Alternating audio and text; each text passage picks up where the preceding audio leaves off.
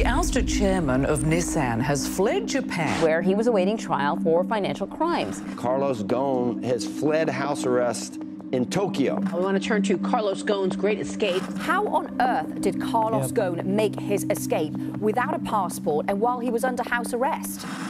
How could someone under such heavy surveillance possibly escape from a trial in a sophisticated, high-tech country like Japan? And yet it was possible because that's exactly what occurred. I'm Matthew Campbell. I'm a reporter for Bloomberg Businessweek based in Singapore, and I wrote The Tokyo Job, a story about Carlos Ghosn's daring escape from Tokyo. Carlos Ghosn has been one of the big names in the auto industry for the better part of 20 years. He was a kind of legendary turnaround artist, dispatched to Nissan by Renault. He is Lebanese by descent. However, he was born in Brazil and moved to Lebanon with his parents as a child, grew up largely in Lebanon, but then went to France to continue his education. And from there, he was sort of launched into the corporate world, working at Michelin, the tire company, and then eventually at Renault. When Ghosn was sent to Nissan in 1999, it looked like a suicide mission. This was a company that just could not be in worse shape. Nobody wanted its cars. It had an incredibly complicated management structure. It was producing too many models, huge amounts of debt. He started simplifying everything. He cut costs everywhere he could. And sure enough, Nissan returned to profit. It returned to health. It started growing again. And he eventually turned it into the core of this global empire, the Renault-Nissan alliance, that then came to incorporate other car makers in Russia, in China, Mitsubishi in Japan, and to be one of the 2 or 3 dominant automotive groups in the world. This year is going to be another record year for the industry. So I came onto this story after this shocking series of events that took place in November 2018 when Ghosn was suddenly arrested in Tokyo on the tarmac just about at Haneda Airport, where he just arrived on his corporate jet. Welcome back. Breaking news.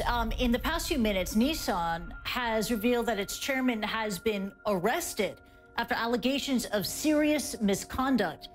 Ghosn's arrest initially was on a somewhat peculiar charge. What he was accused of was making false statements in financial disclosures to leave out compensation that he was going to receive. He has said that this compensation that prosecutors say was not disclosed was in fact hypothetical. It was never finalized. And indeed, he never received any of the money, which is not in dispute. But then over time, there were 3 more charges.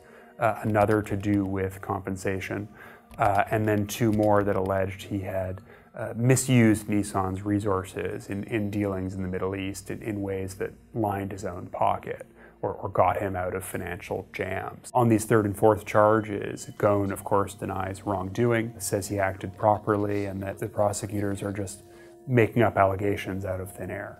You know, this is such a lie from the beginning to the end. Now, so that was the legal backdrop. The corporate backdrop, though, was that there were real tensions at Nissan between Ghosn and some of the other executives, particularly Japanese executives, who were concerned that a plan he was working on to more closely integrate Nissan and Renault under one corporate umbrella might diminish Nissan's independence, might make it an arm of a French company. And that was the backdrop in which Nissan actually began actively investigating him in the spring of 2018, without Ghosn's knowledge, of course, and eventually passing its findings on to prosecutors, and those findings then became the basis of the criminal charges against him. And then he stayed in jail. I believe the figure was 108 days in solitary confinement before he was finally given bail before trial and released. He was out for a little while, a little under a month, I believe, and he ends up back in jail for a little while. He was then released again on bail, but under very strict supervision, not allowed to leave Japan, of course, tailed at all times by plainclothes agents. He was not allowed to use the internet except under supervision at his lawyer's office. He had been fired and cut off from his family. So Ghosn was in a strange sort of limbo for a guy who had been on top of the world for so long. It must have been incredibly jarring.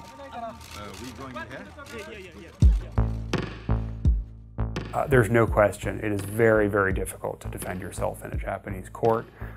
He was looking at very long odds to clear his name and to stay out of prison. The maximum he was looking at would have been 15 years. It's 1.5 times the longest penalty is the rule. But this is a guy who's in his 60s, was looking at potentially a very, very long time behind bars and well into his old age. Hello? I spoke to a security contractor in Asia who had gotten a mysterious call sometime last year, asking if he knew anyone who would be available to escort a VIP out of the country in Japan. He wanted to know what they were getting into. But the person on the other end of the line didn't want to tell him anything or didn't know. And so they kind of dropped it. And the contractor I spoke to never really thought about this again until, of course, like the rest of the world, he saw the news that Carlos Ghosn had somehow gotten out of Japan. Yeah, boy, what a twist this is right at the end of the year, the last day of 2019, and Carlos Ghosn pulls this escape act. And my initial reaction was just shock and disbelief. It seemed so cinematic. It was something from fiction that he could possibly have done this. Of course he did. There was a team of ex-military and ex-police operatives who were working on these scenarios, trying things out, investigating airports and other ports of entry and exit in Japan, looking for vulnerabilities, looking for a way to do this. We mustn't be seen talking together. Go back to the church, into the woods, you understand? The person who ran this team, who was in charge, was named Michael Taylor. He is an American. He was born in Staten Island, joined the Army out of high school, and ended up in the Green Berets, so he was a very elite soldier. Notably, he was deployed to Lebanon during the Lebanese Civil War, and that began a pretty long association with Lebanon, and particularly with the Christian community in Lebanon, which is, of course, the community that Ghosn himself is a member of. If you were looking for someone with the profile to pull off a job like this, he was the right kind of guy. You had to get a very recognizable person out of the center of one of the biggest cities in the world, somehow to an airport, somehow onto an airplane, all without being caught. And the team who were helping Ghosn noticed something intriguing, that when he entered a hotel, the people who were tailing him would drop away or wait when he entered a hotel. Why, we don't know. So that was something that they thought they could exploit. Now, when the time came, Ghosn simply walked out the front door of his house.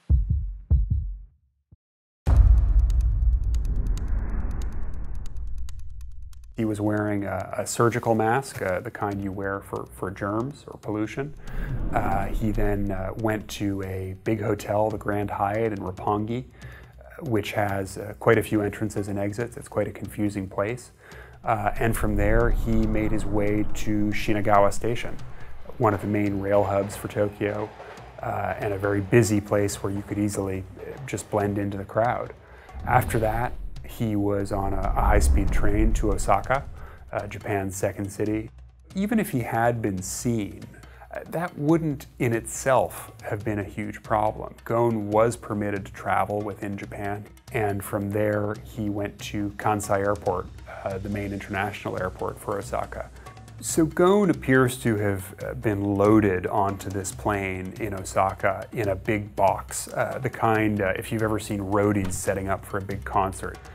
That is how he was concealed. That's how the people escorting him were able to evade an X-ray at Kansai Airport because the box was far too big for the scanners. The plane flew about 12 hours to Istanbul, to Ataturk Airport, where they were met by an employee of the company that they had chartered the plane from. This employee then helped transfer Ghosn from this first plane, which had arrived from Osaka, to a second plane nearby, which would take him on to Beirut. Ghosn got on that plane shortly after, and later that morning, he was safely in Beirut. Now I'm going to be able to speak with facts and datas and evidence, and hopefully you will discover the truth. Ghosn's position, really from the beginning, was that he was the victim of a coup, that there were nationalist factions at Nissan within the Japanese government who wanted him gone, who objected to his plans to integrate Nissan and Renault under a single holding company, and who had decided that to get rid of him, they needed to, for lack of a better term, find some dirt, find something that they could use to dislodge him. The whole thing was a plot. Japan has issued what's called a red notice in Ghosn's name, and that's a sort of wanted poster that goes out through Interpol, the Global Federation of Police Agencies. However, Lebanon as a policy does not extradite its citizens, so the outcome of this process is pretty much preordained. He's not going to be extradited from Lebanon. What could, of course, occur would be a trial in Lebanon, that the Japanese allegations would be tried in Lebanon. Ghosn has said he's happy to face trial anywhere where he believes such a trial would be fair. That obviously, in his view, excludes Japan. The difference between Ghosn and other criminal defendants, whether Japan or elsewhere, is frankly money. This is a guy who had very significant financial resources, who had connections all over the world. He was drawing multiple salaries, and he had multiple jobs. He was the chairman of Nissan. He was the chairman and CEO of Renault. He was also the chairman of Mitsubishi, which was the third major arm of their global alliance. But Ghosn, making $10, $15 million a year, was by far the highest paid person in Japan. A country where even top business executives tend to be paid relatively modestly. It did rankle some people, for sure. Ghosn is in Lebanon with his family. He is in a country where he's comfortable, where he knows lots of people, and could spend as much time as he wants, probably, living a quiet life there. But I don't think that's what Ghosn wants. I think he craves vindication. He wants to have a comeback. And so while he's kind of gone quiet in the last little while, I don't think we've heard the last of him at all.